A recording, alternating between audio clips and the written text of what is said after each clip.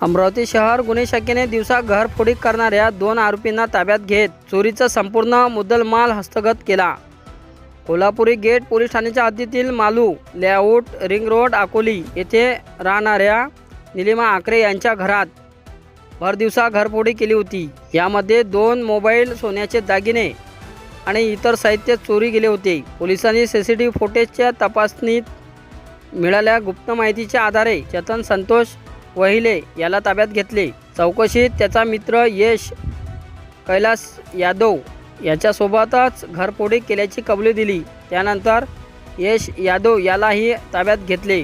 दोन्ही आरोपीकडून सोन्याचे पोत आणि चांदीचे दागिने, 2 मोबाईल असा गुन्ह्यात वापरलेला मोटरसायकल असा एकूण 77,500 रुपयाचा मुद्देमाल आरोपीच्या ताब्यातून जप्त करण्यात आला। ही कारवाई पोलीस आयुक्त राकेश ओला यांच्या मार्गदर्शनाखाली गुन्हे शाखेच्या पथकाने केली। पुढील तपास पोलीस करीत आहे।